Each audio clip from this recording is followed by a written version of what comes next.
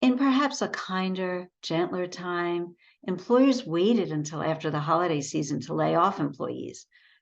However, in recent years, many companies have been conducting layoffs during the fourth quarter in an effort to boost their year-end profits. This year is no exception, particularly in the technology sector. Thousands have been laid off from Meta, Stripe, and Twitter, with layoffs also expected at Disney and Amazon. So, what should you do to protect yourself? I'm Alex Rubin, owner of Rubin Employment Law.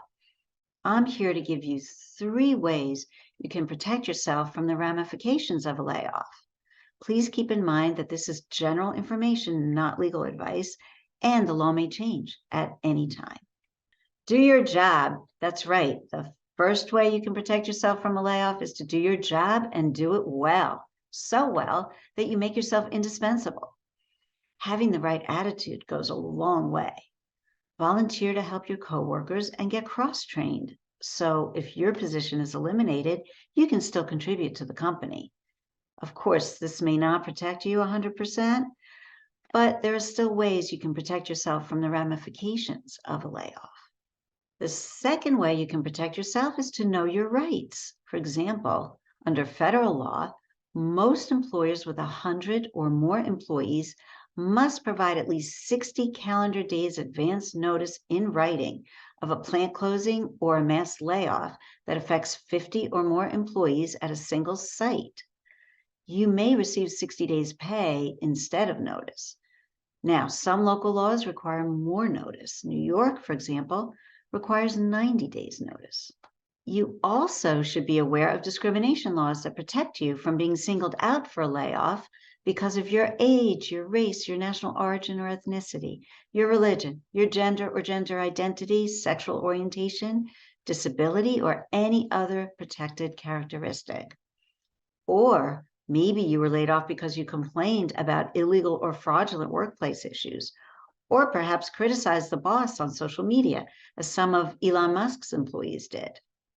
The third way you can protect yourself is to have an employment agreement at the start of your employment that provides you with severance pay in the event of a without cause employment termination.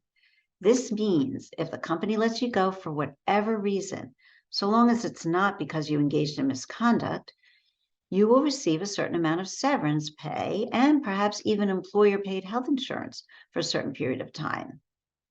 Also, be sure your employer will not contest your application for unemployment benefits.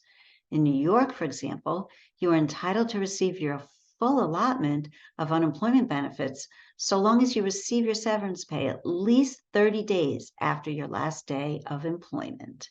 So there you have it, 3 ways to protect yourself from a layoff, or at least from the economic consequences of losing your job. Do your job, know your rights, and have an employment agreement that provides severance pay. Now, if you suspect you were singled out for layoff because of your protected characteristic or because you blew the whistle, we can help. If you've been laid off and offered severance pay, do not sign the agreement without having an experienced employment attorney in your jurisdiction review it. So if you're in New Jersey, New York, or Pennsylvania, we can help. Give us a call.